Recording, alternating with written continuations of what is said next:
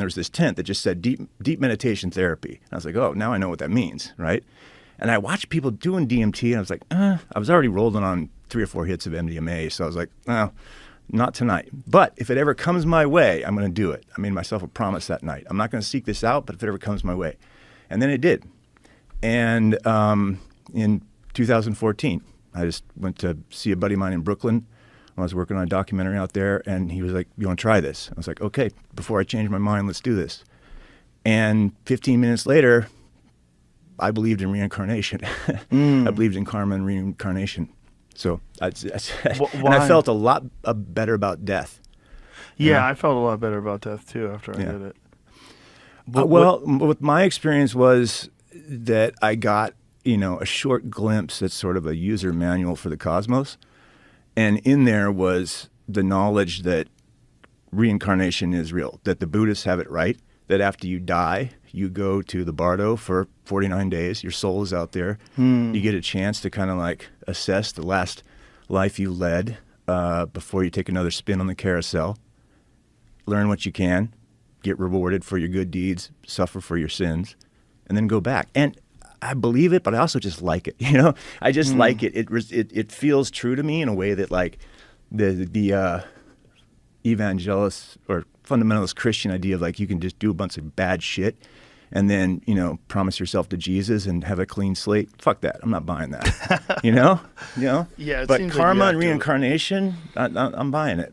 There's something there. I mean, it's fascinating that concept has existed for so long. And even the concept of heaven that existed for so long, right? And angels and souls and all those things.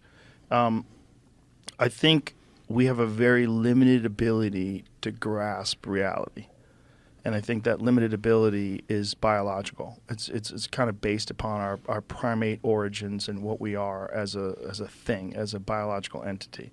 We have essentially the tools that we need in order to survive. And those tools are the ability to recognize danger and communicate and establish community and purpose and all these different things. But when you have like real breakthrough psychedelic experiences, to me it seems like it's allowing you a vision into all that exists.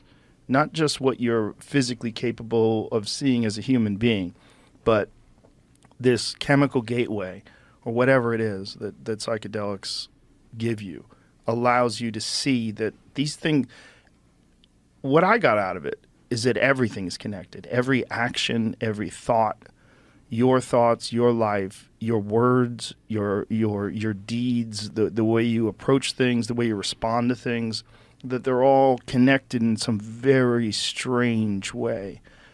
And living my life, the more I follow that as thinking that everything is all connected, the more my life has been more beautiful. Right. The more my life has been more rewarding and rich and more pleasing, more filled with love and community. And it's something that I kind of need to like remind myself all the time, because I think the biological entity has certain like human reward systems that are built into it. Try to acquire resources, to try to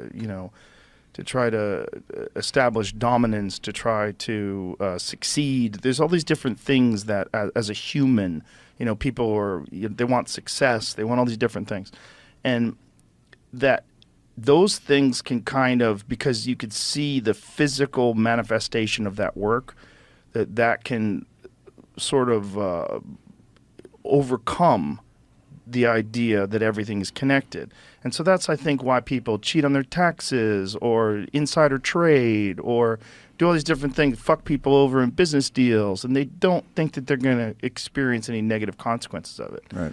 But I don't think anybody gets away free. Again, that's why I like the idea of karma and reincarnation. Yeah. You don't get away with it. There's something to it. There's something to and it's, karma. again, going back to the Vedas, the oldest spiritual, organized system of spiritual beliefs known, for our species. That's core to it. Well, karma we have and reincarnation. The most complicated organism we are the most complicated organism that we're currently aware of, in terms of our ability to manipulate our environment, our ability to communicate, our ability to create things. Yeah. But Yeah. we don't have an operator's manual, Right. which is crazy. So we're essentially running on this primate software that was really established. It's almost like we have DOS or Windows 95, and we just keep refreshing it. Right. You know, we don't. Right. There's no real Right. new operating system. Yeah. And it's so filled with flaws. The human operating system is designed to ward off predators and to Yeah. fight off neighboring Yeah. tribes Yeah. and to try to avoid starvation and to try to make sure that your genes pass on and that your enemy's genes don't.